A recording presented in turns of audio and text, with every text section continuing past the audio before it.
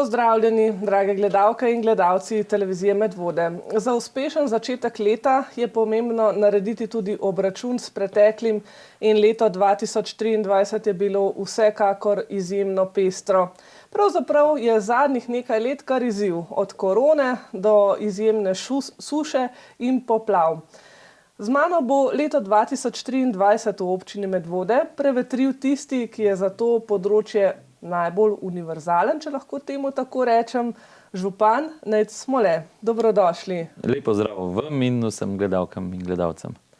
Pa če začneva mogoče malce s pozitivnim letom 2023, kar nekaj projektov je bilo zaključenih in tudi zelo odmevnih, recimo gasilski dom v Zgornjih Pirničah, kar nekaj novega asfalta je bilo položenega, pa recimo Medvoški lok, kateri izmed teh je za vas recimo najbolj pomemben, čeprav so vsi?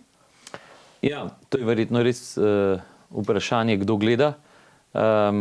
Mogoče je meni tako na neki simbolni ravni prav ta odprte kolesarske povezave s tem prvim novim mostom po mnogih letih v Medvodah.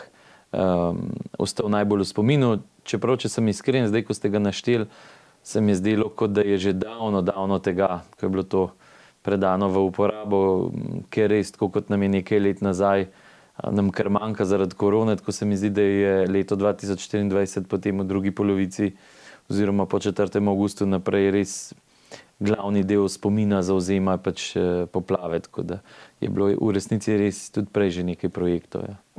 Tako kot ste omenili, pravzaprav se številke, koliko pešcev in kolesarjev je šlo čez Medvoški lok, še niso niti dobro, bom rekla, zavrtele, ogrele, ko je že recimo se ta števec ustavil. Ampak če greva potem direktno k tem poplavam, izjemna škoda. Ampak, če se držimo reka, da je v vsaki stvari nekaj dobrega, takrat se je recimo izjemno izkazala tudi solidarnost občanov, vsaj za nekaj dni smo postali prijazni, strpni, pomagali drugim. To je recimo en pozitivnih plati, ste bili veseli takšnega odziva občanov? Zelo, moram reči, takrat zelo.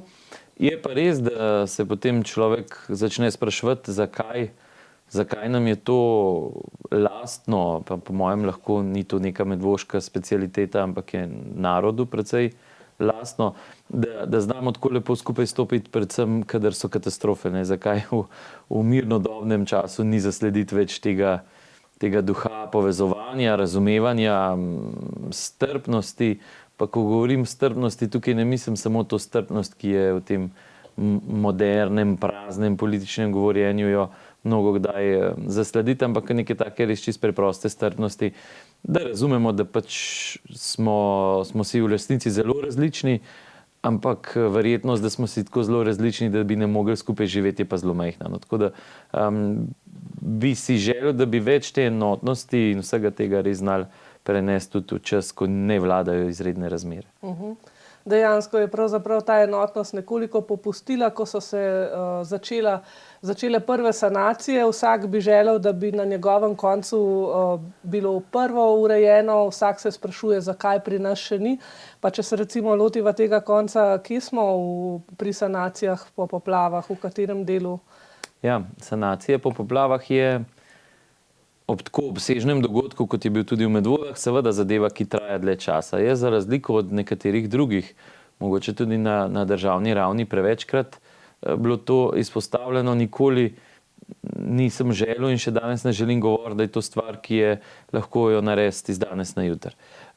Če pride do tako velikih poplav, do tako velikih poškodb na javni infrastrukturi, na vodotokih, na privatni infrastrukturi, potem je logično, da stvari ne morejo biti odpravljene naenkrat, ker če bi bile, potem bi se vprašal, kaj delamo v mirnodobnem času. Ne? Tista prva sanacija je bila opravljena relativno hitro, potem smo nekaj tednov počakali, bili malce prisiljeni počakati, takoj ko smo pa dobili sredstva, za kar gre res, to sem že tudi velikokrat rekel, ampak tukaj je bil odziv države verjetno eden boljših v zgodovini samostojne Slovenije. Takoj, ko so sredstva prišla na račun občine, smo hiteli naprej s sanacijami. Dve največji sta bili v Goričanah, tudi najbolj občutljivi. Tam zdaj praktično zaključujemo situacije, sanacije, tako da bi lahko rekel, da neko vzpostavitev prejšnjega stanja, seveda ne v popolnosti, je bila upravljena na veliki večini objektov. Na tistih, ki so pa seveda poškodovani do te mere, da bo potrebne rešitve, tam je pa logično, da stvari ne grejo z danes na jutri, ne. To so tudi najdražje in najbolj zahtevne, med njimi recimo Brv v Vikrčah, ki jo je odneslo. Se je pa izkazalo tudi, da bo potrebno res veliko investirati v prenovo oziroma najbrž kar izgradnjo novega mostu čez Soro. Ja, Brv je pač bila odnešena, tam kaj dosti ni. Zdaj je sprojektirana že nova. Nažalost, da že nekaj časa čakamo soglasje Direkcije za vode, določiti oziroma soglasje morajo dati, na kateri koti naj se gradi nova Brv, ampak verjamem, da to bo zdaj takoj po praznikih situacija drugačna. Ta most pri občini čez Soro se je izkazalo, da je precej bolj poškodovan, kot smo na začetku logično ocenjevali, se nobeden od nas ni šel v vodo in pregledoval temeljev. Ravno tako most v Goričanah, pa nažalost bi še kar kaj našli. Zagotovo tudi ta stavba, v kateri smo zdaj, torej občinska stavba Pritličje, še vedno ostaja neurejeno. Zdaj tukaj kar nekaj vprašanj, se mi zdi prav, da se poda tudi odgovor. Neurejeno Pritličje ostaja predvsem zato, ker bo zelo verjetno potrebna kompletna rekonstrukcija sosednjega objekta. Takrat bo pa tudi zamenjati nekaj programa. Krajevni urad je nekako planiran, da gre v tiste del tja in tudi sejna soba. Zato delamo vse skupaj. Tako da, ko bo narejeno, bo lepo.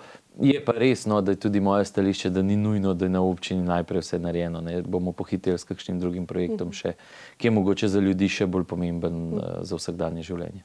Ravno to je bilo največkrat vprašanje med občani, se krajevni urad potem vrne v Medvode? Ja, moram reči, da nikoli nisem dobil nobenega občutka, da bi se krajevni urad oziroma upravna enota za stalno umikala iz Medvod, celo nasprotno. Pred prazniki so že bila vprašanja z njihove strani, kdaj pa računate, da se lahko pričakuje, da se vrnemo nazaj, kar mi da nekako vedeti, da resno računajo. Poplave oziroma sanacija po poplavah pa je prinesla tudi nekaj, če lahko temu tako rečem, priložnosti. Ob sanaciji ločnice ste nekako uspeli urediti tudi malce bolj varno parkiranje, pa recimo ob sanaciji podvoza na cesti Goričane-Sora bo za vnaprej urejen tudi priključek za prihodnje urejanje industrijske cone. To so nekako, bom rekla, pozitivne plati tega. Ja, to so stvari, ki bi jih v vsakem primeru morali narediti. Zdaj tukaj pa pač so upadlo, tako da če že delaš sanacijo, je verjetno pametno takrat sanacijo narediti, izboljšati obstoječe stanje, saj nekako vsi gledamo k temu, da grejo stvari naprej. V ločnici, tako kot ste rekli, na 5-6 odsekih je bilo potrebno narediti ščitenje pravzaprav ceste, ker enostavno struga ločnice prepogosto pride preblizu. Ob čiščenju same ločnice je tudi bilo kar precej materijala.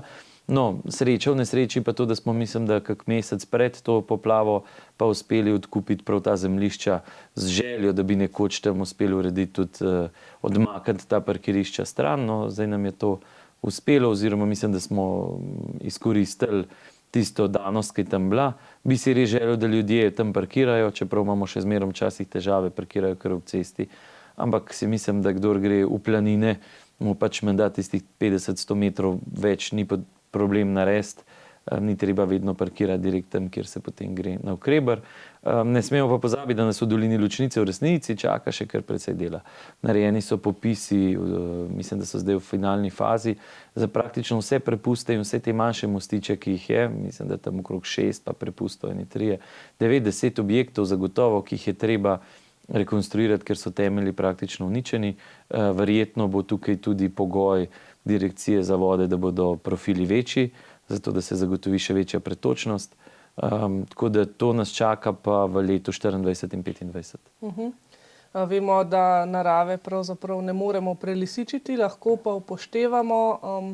Je bila recimo to leto s temi poplavami dana neka lekcija, Pravzaprav so vzroki tudi v tem, bom rekel, spreminjanju vodotokov, v zmanjševanju poplavnih območij.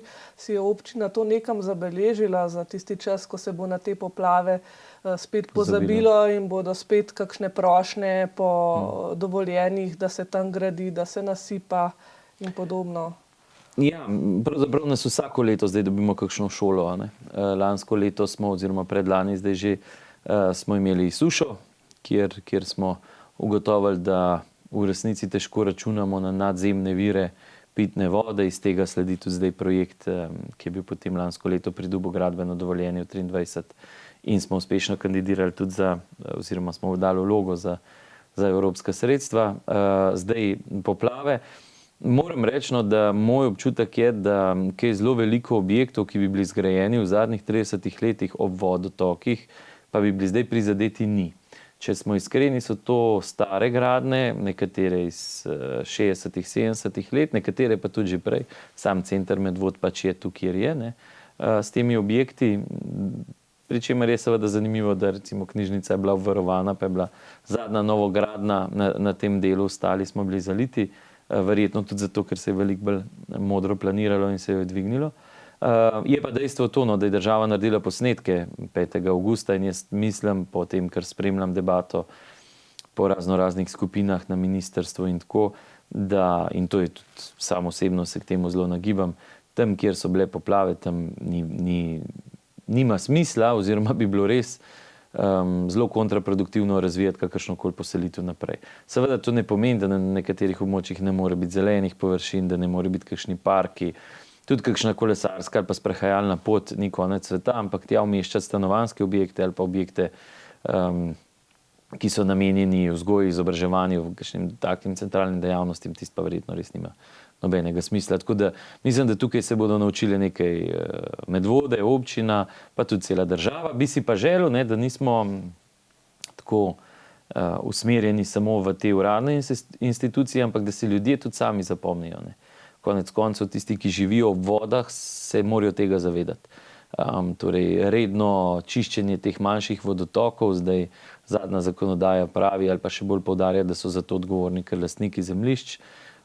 Govorimo o čiščenju plavja in spet, če smo iskreni, recimo Ločnica je tokrat prestopila sredi oziroma v spodnjem delu Sore, zato ker se je ujel en ogromen štor pod most. Zdaj, te ogromne količine plavja so bile delno krive že za poplave leta 2014, potem kasneje tudi za eno manjšo lokalno poplavo v Preski. Zdaj se je spet izkazalo, da imamo resne težave z gospodarjenjem v gozdu, da je lastniška struktura zelo, sploh po teh naših koncih Polhograjcev, zelo precej razbita, in tudi tisti, ki namenoma potem grejo v sečno, marsikdaj ne pospravijo za sabo. Tako da to so pa stvari, ki jih moramo čisto kot družba med sabo razrešiti, ne.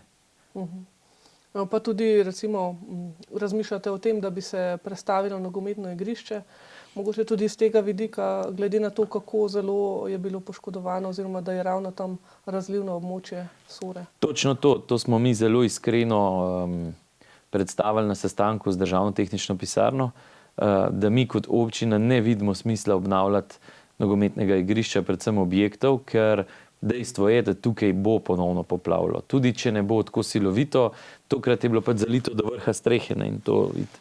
Na drugi strani vemo, da imamo že območje, kjer je določeno z občinskim prostorskim načrtom, da bomo imeli športni park, tako da naš predlog je, da se sredstva prekanalizirajo tja in da tam poskrbimo za to.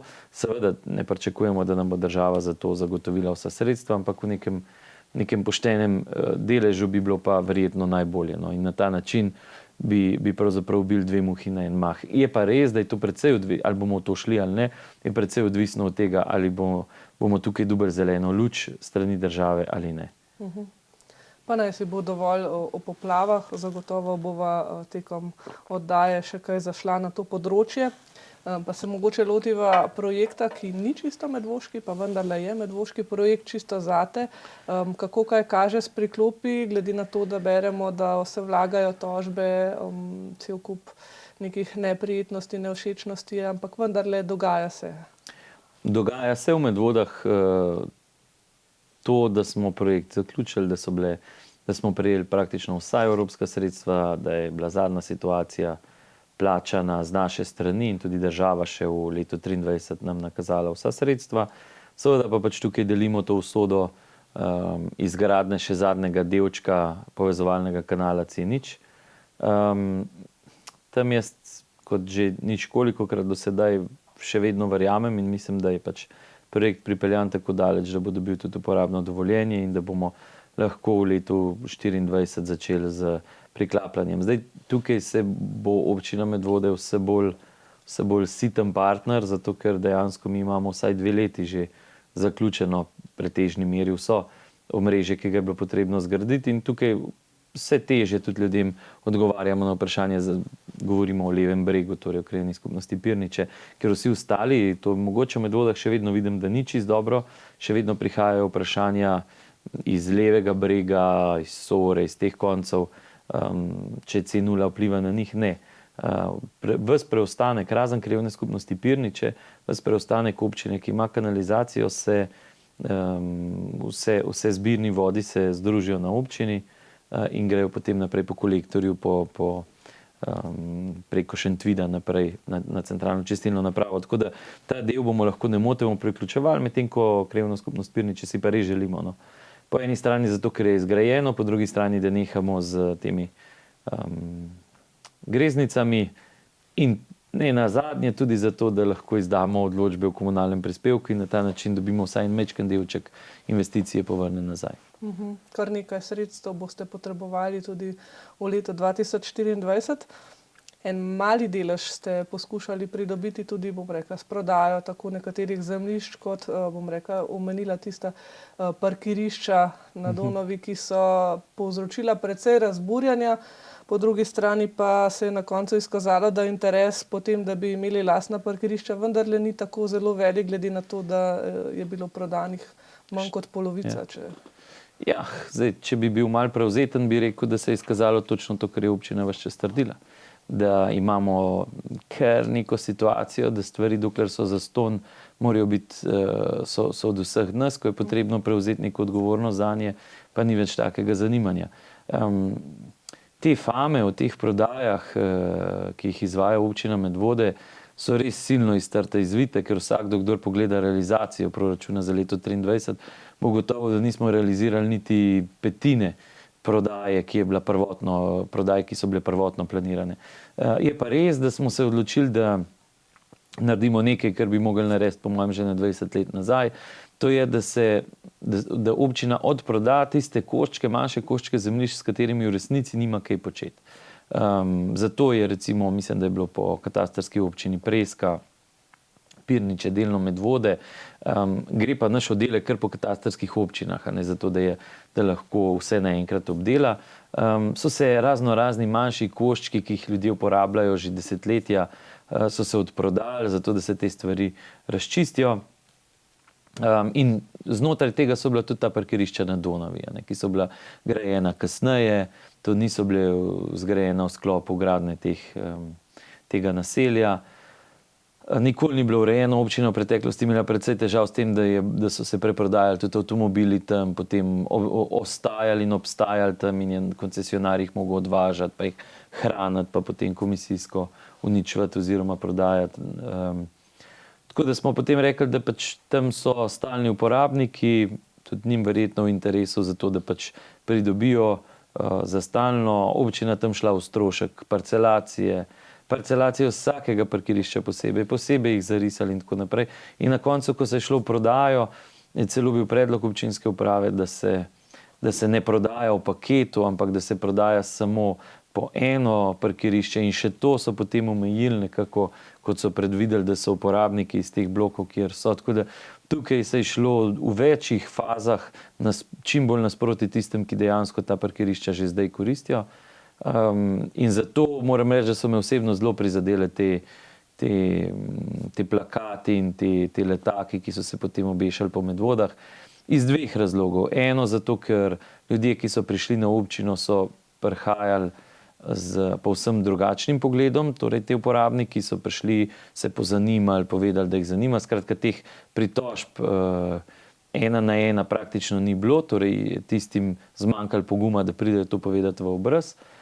Drugo pa zato, ker se mi zdi, da s tem se še bolj degradira že tako zelo krhko in včasih relativno nizko kulturo pogovora ali pa enega komuniciranja v naši javnosti. Načeloma jaz mislim, da bi se v Medvodah morali truditi, da ne opletamo z anonimkam, da ne opletamo z raznoraznimi gesli, če za njimi 100% ne stojimo. Če pa za njimi 100% stojimo, je pa prav, da povemo z imenom, priimkom, povemo svoje mnenje. Mislim, da v Medvodah tukaj imajo ljudje možnosti se izražati, verjetno jih imajo tudi povsod drugje, no, ampak načeloma živimo v taki državi, da ni nobene težave povedati. Živimo pa hkrati tudi v eni družbi, kjer je pa postalo zelo moderno se skrivati za raznoraznimi vzdevki, lažnimi profili in podobno. To je pa tisto, ki se mi zdi, da ni zdaj to čist tako osebna užaloščenost, ampak gre za en tak indic, kje smo kot družba. Ne? Tukaj si pa mislim, da pač moramo pa zelo jasno in strogo reči ne tega, na to pa ne pristajamo. Družbena omrežja precej vzpodbujajo, bom rekla, tak način komunikacije, kjer se lahko skriješ, pravzaprav pa tudi, če se ne skriješ, bom rekla, nekako vzpodbudiš debato v napačno smer oziroma v vzpodbujanje, bom rekla, agresije, sovraštva. To je kar problem. Ja. Točno to. No, jaz enkrat, pa ne vem zdaj, jaz sem to nekje prebral, ali sem nekje slišal, ne, ampak je bila ena modra misel izrečena, da se moraš zavedati, da tako kot prideš nekam, tako tudi greš. In zdaj, če je način ali pa ideja ali pa ambicija nekoga, da se želi spromovirati skozi bilo kakšno akcijo, potem naj se zaveda, da to, kar se je, to bo živ. In zdaj, če je to negativizem, če je to neprestano iskanje negativnosti, se je treba zavedati, da pač enako sledi njemu. Ne? In a si res nekdo želi, ali pa skupina, ali pa kdorkoli je, se govorimo na splošno, a si res želi živeti v enem takem toksičnem okolju. Pa to zdaj ne pomeni, da jaz mislim, da bi mi vsi morali biti neke vrsteni hipiji in upiti, kako je vse lepo in samo to, daleč od tega, ampak jaz sem bolj pristaš akcije. Ne? Če vidimo, da neka stvar ni ok, nam ne odgovarja, res imamo srečo, da živimo v lokalni skupnosti, kjer lahko praktično vsakdo povzroči spremembo. Se pravi, grem, neka stvar mi ni všeč, skozi inštrumente, ki so mi na voljo, lahko stvari spreminjam. In dajmo probati to in jaz bom zelo vesel vseh iniciativ, ki bodo, ki se začnejo na nivoju kraja, krajevnih skupnosti, društev, ne vem, česarkoli. No. To se mi zdi boljša pot, kot pa pot nekega stalnega jokcanja izza tipkovnice. Ena od stvari, ki recimo jezi naše občane, bom rekla, je pa glede na to, da smo omenjala ta parkirišča, pravzaprav določena parkirna problematika, tukaj vemo, da je pri lekarni problem, bo pa pri zdravstvenem domu, sedaj je že v načrtu kmalu prizidek, kjer bo še enkrat nova lekarna. Tam je tudi trenutno velik problem s parkirišči, bo recimo na ta način zgoraj tudi urejeno, glede na to, da menda kar dosti kazni tam napišejo inšpektorji. Ja, to, da so ljudje nezadovoljni s parkiranjem, to se z njimi tudi zelo strinjam, ne? Ker verjetno zdaj trenutno naša parkirna politika res ni najboljša. Na srečo smo bili v letu 2023 skupaj z občino Škofja Loka izbrani za eno pilotno študijo, kako želimo, da se uredi, ali pa kako si v resnici, kako si občani želijo, da se uredi parkiranje. Meni je nosilec tega projekta, mislim, da je Inštitut za politike prostora, in sodelavcem izsledke predstavil pred kakimi 14 dnevi. Moram reči, da sem bil navdušen, ker so res ogromno na terenu ljudi spraševali. Bil celo prijetno presenečen nad nekaterimi odgovori Medvoščanov, ker sem mislil, da bodo bolj populistični, ampak so zelo tako realno precenili. Tako da nekako računam, da tam marca, aprila bomo šli v to spremembo. To pomeni predvsem, da se nekako na novo definira te cone, da se skuša vse najti neke rešitve za ljudi, ki uporabljajo javni transport, da bi bilo to čim bolj ugodno, če bo potrebno tudi kakšno dodatno. Ampak vaše vprašanje je šlo predvsem za zdravstveni dom zgoraj. Tam je bila pred nekaj leti uvedena modra cona prav zaradi tega, ker tam kar nekaj hiš, ki nimajo prav zelo velikega števila parkirišč, stanovanj, in potem se je razširilo, da so bili avtomobili parkirani tudi tukaj. Na ta način smo skušali zagotoviti, da bodo dejansko tukaj parkirali tisti, ki so uporabniki storitev v zdravstvenem domu. Jaz še vedno ocenjujem, da nam je to v kar precejšnji meri uspelo.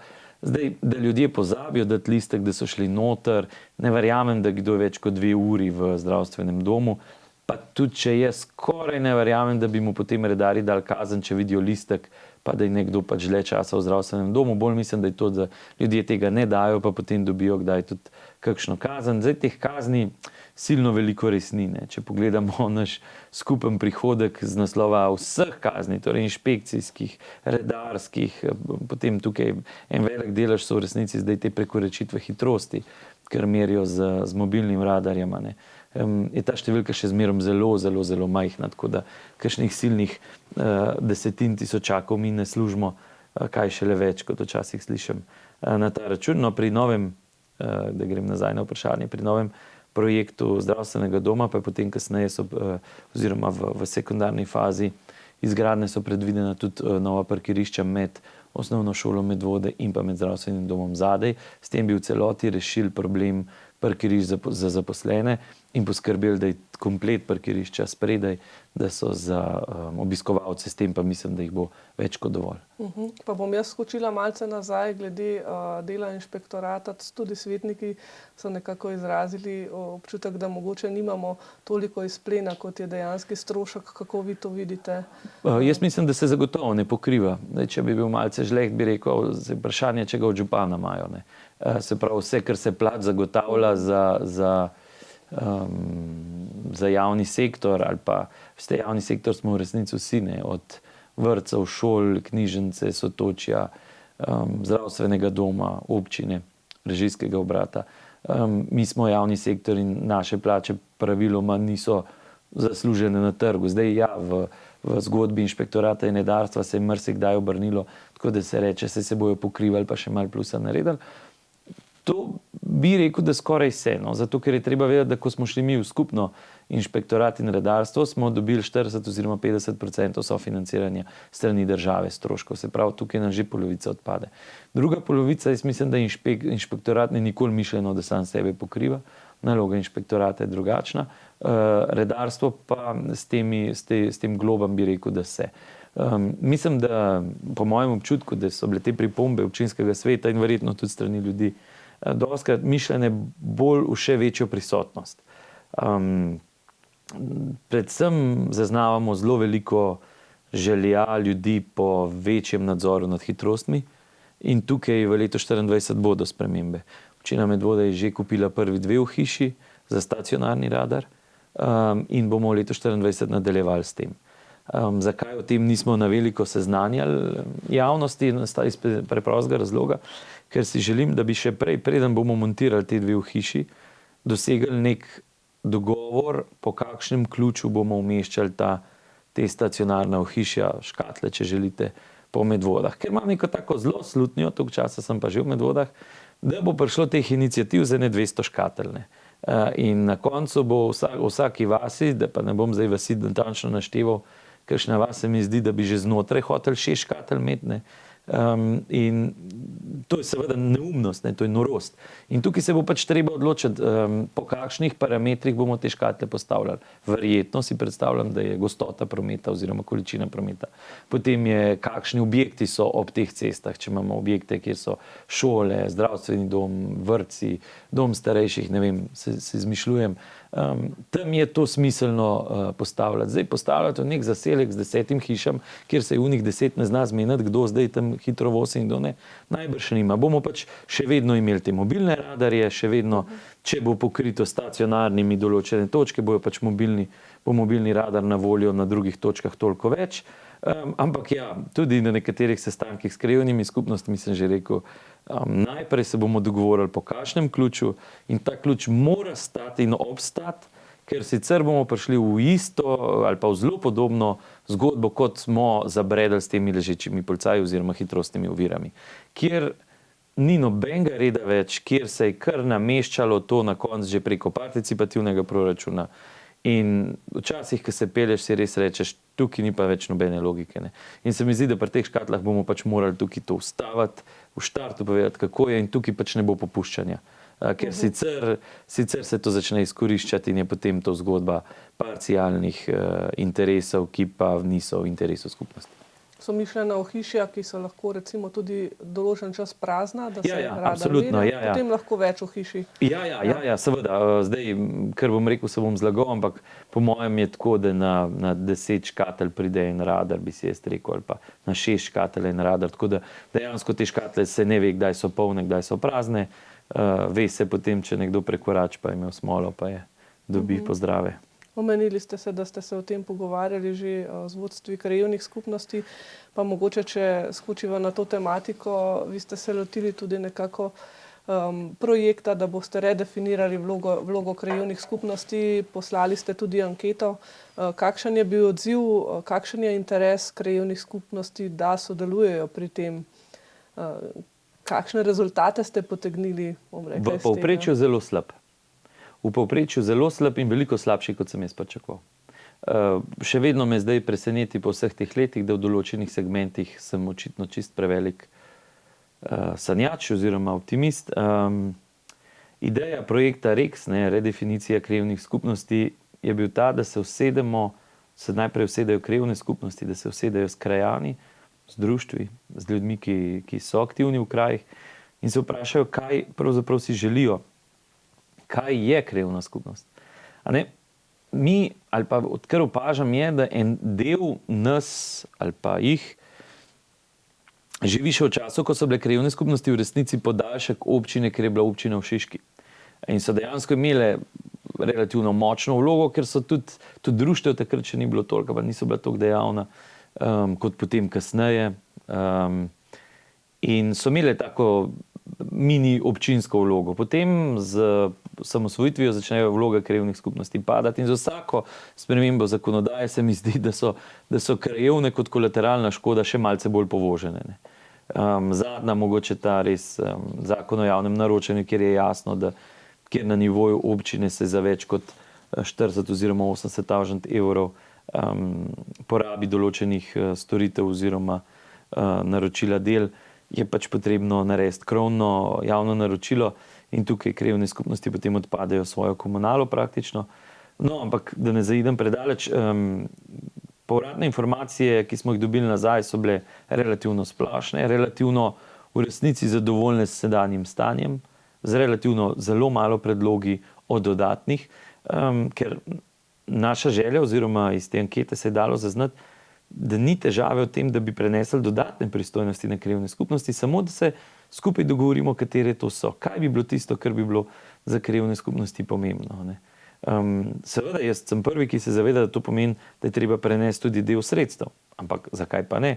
Sej se ne držimo sredstev zato, ker si gradimo svoj ego okrog tega. Ampak tukaj je bil odziv relativno slab, zdaj določena dodatna vprašanja so bila še posredovana, nekatere bodo še odgovorile, tako da upam vseeno, da bi konec meseca januarja imeli neko jasno analizo in iz tega potem tudi izhajali.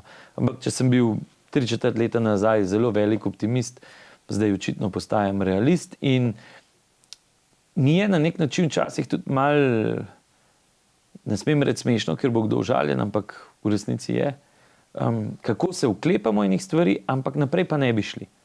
Ker zdaj, če ne vidimo smisla v krajevnih skupnostih, potem ne se jih ukine. Vse se jih je ukinili že v mnogih občinah, ukinili v smislu pravne subjektivitete. Nekje tudi kot krajevne skupnosti. Ampak pri nas verjetno v prvi fazi samo kot pravne subjektivitete. Ampak zato pa nimamo poguma. Pa spet, da se razumemo, jaz sem ta zadnji, ki je za to, da se jih ukine, ker še vedno verjamem, da je prav, da so mogoče lahko ravno krajevne skupnosti naš odgovor na spremembe v družbi, ki se dogajajo in ki so v resnici zelo prisotne, mogoče v krajih ali pa v občinah, kot je Medvode, še bolj, ker smo na nek način, vsaj pretežen del občine, je podvržen neki suburbanizaciji, a nam je to prav ali pa nam ni, tako pač je. Mogoče je to tudi odziv, bom rekla, sedanjosti, ko smo nekako bolj zagledani, bom rekla, bolj samocentrirani, egoistični. Težko je delati za skupno dobro, pa bom rekla tudi mogoče ni več toliko interesa, glede na to, da so se krajevne skupnosti včasih kar precej ubadale, predvsem z asfaltiranjem, pa s pitno vodo. O pitni vodi sva imela včasih kar dolgo razpravo, zdaj praktično skoraj da ni zaznati, da bi bilo veliko problemov, razen tam, kjer pravzaprav pitna voda še ni prišla pod okrilje splošnega upravljanja, pod občino, pa recimo nekaj pripomb je bilo glede kloriranja, kaj ne? Ja, kloriranje smo na srečo potem ni bilo več potrebno, v poletnem času se je zaključilo. To je bil ukrep, ki je bil zaradi prisotnosti koliformnih bakterij na preškem črpališču.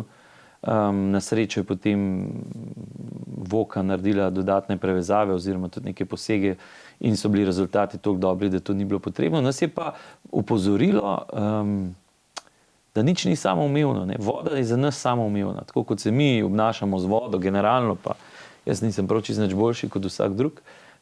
To je nekaj samoumevnega. To odpremo pipo in teče pitna voda, ki je neobdelana in mi mislimo, da je to samoumevno. Vsakdo, ki kadarkoli potuje, ve, da je to daleč od tega, da je marsikaj lahko bolj samoumevnega kot čista pitna voda.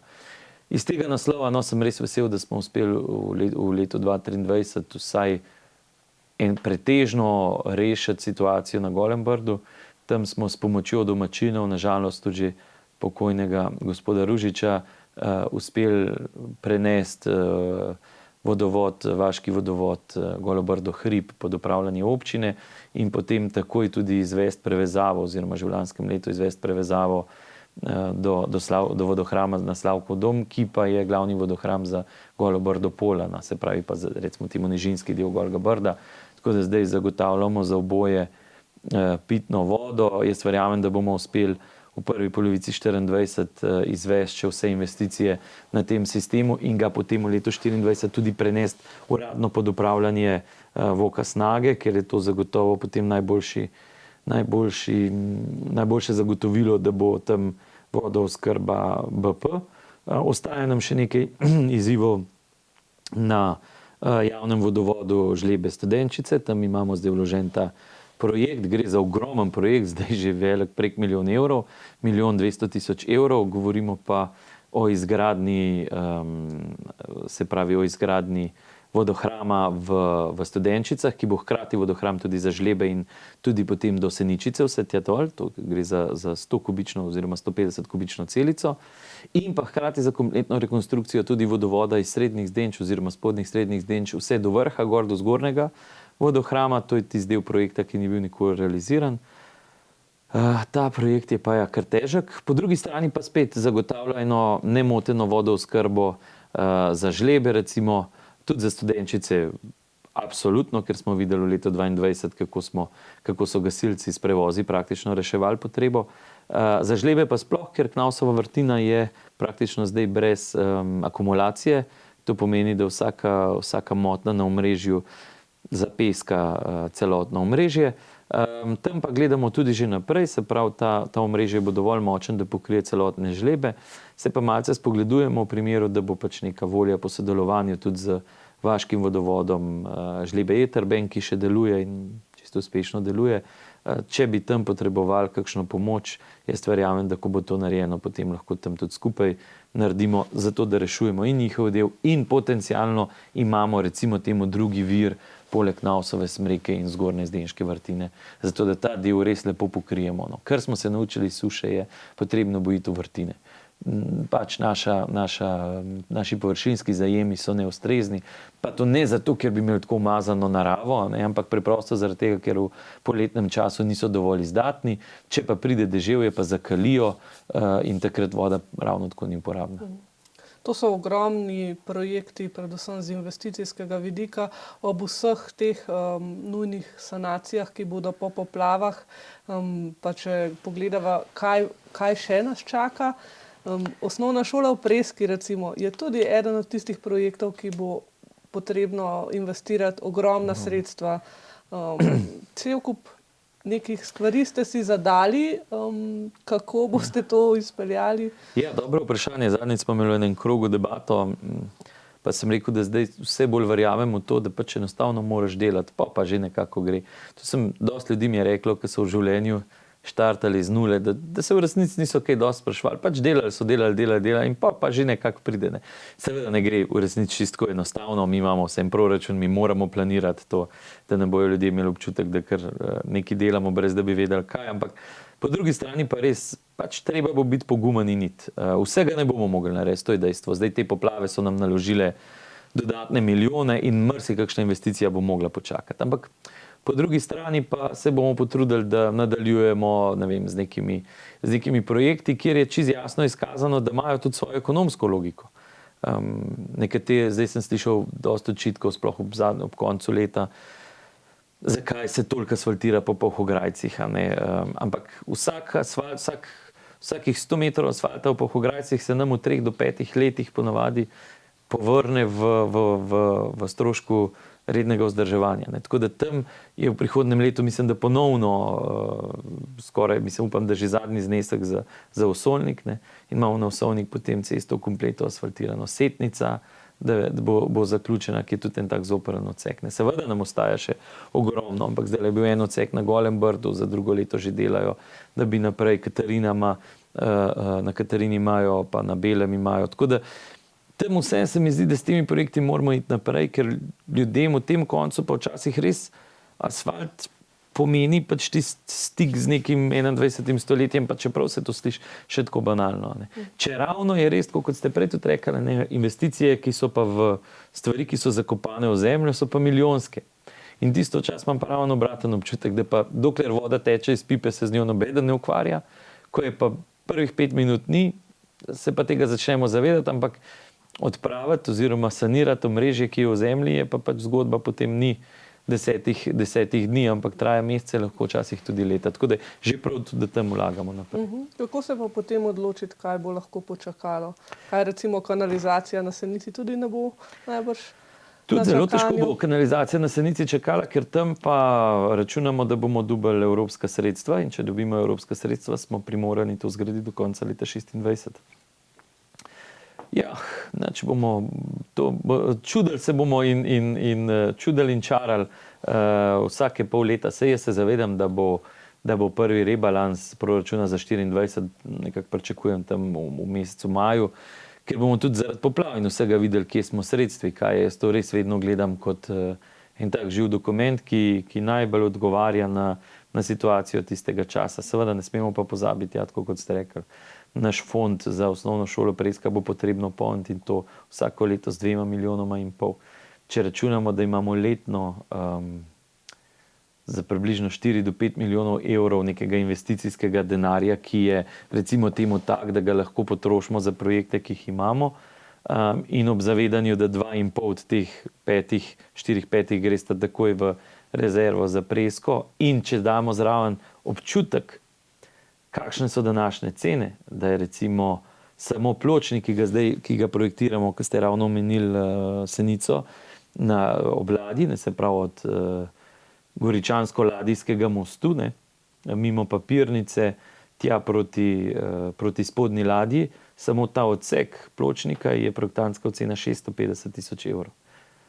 Tako da, ko enkrat te številke vidiš, si pol včasih na koncu leta rečeš, se smo uspeli še kar precej ščarati, kukor se ta manevrski prostor zapira. In tukaj mogoče en apel ljudem, da razumejo, tudi včasih, če gledajo državne medije, pa marsikdaj smo tam občine predstavljene ali pa župani kot nekdo, ki stalno nerga, ampak dejansko, veste, so mnoge občine zdaj že v zelo nezavidljivem položaju, kar se financ tiče, ker se nam obstoječe naloge, ki jih imajo občine, tako zelo širijo in konec koncev tudi dražijo, da marsikakšna občina praktično nima več sredstev za investicijsko delovanje. Sploh večje poznam kolege, ki jim manjka kar nekaj milijonov, da sploh lahko zapirajo letne proračune.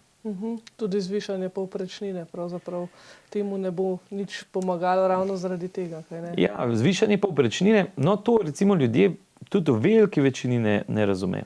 povprečnina, ki jo država da, je v celoti namenjena samo zakonsko delegiranim nalogam, ki jih občina ima. Tukaj not ni nobenih investicij. To so pač zakonsko delegirane naloge, ki jih mora občina za državo narediti in zato država zagotovi ta znesek. Vse ostalo moramo mi znajti se po svoje, pridobiti po svoje.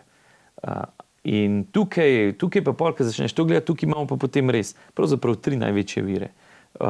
NUSZ, nadomestilo za uporabo stavbnega zemljišča, komunalni prispevek pa prodaja zemljišč. Te 3 ponavadi predstavljajo 90 do 95% lastnih sredstev, ki jih občine lahko pridobijo. In če pogledate, da mi dobimo od države povprečnine, mislim, da zdaj 11 milijonov pa še nekaj, naš proračun zdaj je pa 23 milijonski, potem vidite, da moramo hudičevo veliko narediti na tej strani, zato da pridemo tudi z dodatnimi evropskimi sredstvi, z vsemi projekti, da se lahko približamo tej številki, da dejansko potem lahko realiziramo stvari na terenu. Tako, to je zdaj, zakaj to toliko na široko razlagam, ker to je v resnici vse povezano.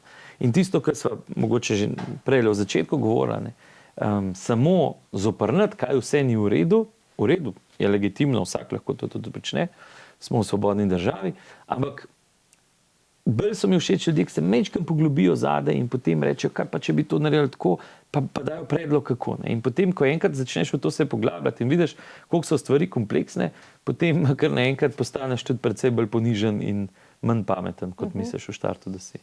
Več participacije torej, ampak kako zelo pa so občani, bom rekla, pripravljeni sodelovati. Mogoče se to vidi prav na projektu participativnega proračuna.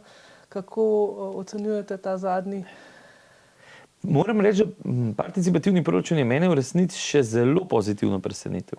Tudi število ljudi, ki glasujejo, pa predlogov je kar v redu. Zdaj se nadejam, da v letu 2024, ko bomo šli v nov krog zbiranja, se pravi zaključimo še tega, pa že zbiramo nove, imam kar en tak občutek, da zdaj, ko so ga ljudje spoznali, da bo tega še več, ne, teh predlogov. Ampak veste, pri tem participativnem proračunu je še ena stvar zanimiva. Mi zelo spodbujamo ali pa si želimo, da bi bili predlagatelji pri projektih čim bolj tudi zraven potem, ne. Vse včasih nam to uspe, včasih nam ne, ampak recimo, kadar gre za neke infrastrukturne zadeve, kjer je treba dobiti cel kup enih soglasij, kjer je treba projekt še sprojektirati in to, je res super, če je predlagatelj zraven. A, zato, da gre tako, kot si je on zamislil, in B, da vidi vso kompleksnost. Ne bom pozabil ene gospe, ki je peljala projekt igrišča, kjer je na koncu praktično čisto vse, kar je lahko šlo narobe, da tako rečem, je šlo. Torej, prostor, ki se je v štartu zdel idealen, je bil na koncu omejen s 1000 zadevami, odmiki, igrala eno od drugega, odmiki od ceste, odmiki vse komunalne infrastrukture, ki gre pač tam spodaj, žali Bog, po tisto zemljo tudi. Ne? In na koncu si rečeš, a res za en takle projektek je v resnici treba odzati toliko enih stvari in potem ugotoviš vso kompleksnost družbe, v katerem zdaj prav živimo. No. Pa to zdaj ne govorim zato, da bi ljudem vzel voljo, da mogoče res tako zvenelo zdaj, ampak bolj zato, da se res še bolj aktivirajo, še bolj pridejo zraven in vidijo, da se A, da spreminjati stvari in B, da stvari niso vedno tako enostavne, kot mogoče izgledajo preko ekrana ali pa pogled skozi okno avtomobila. Glede na to, da sva že kar dolga, mogoče še kakšna vzpodbudna beseda za leto 2024, kaj pravzaprav si želite, česa si želite? Jaz si želim, tako bo zvenelo, kot da sem na lepotnem tekmovanju, čeprav jaz tam nimam kaj iskati, si želim enega miru, enega razumevanja med ljudmi in mogoče več zavedanja, da je prostor in čas, v katerem živimo, v resnici zelo lep. In da dajmo večkrat iskati prilike za povezovanje, kot pa prilike za razdvajanje. Pravzaprav nimam kaj dodati k tem vašim besedam, upam, da se uresničijo. Vsaj en delček njih. Ja, tako. Hvala lepa za obisk v našem studiu in vse dobro tudi naprej. Vam, dragi gledalci televizije Medvode, pa hvala za vašo pozornost. Spremljajte nas tudi v prihodnje in srečno. Nasvidenje. Nasvidenje.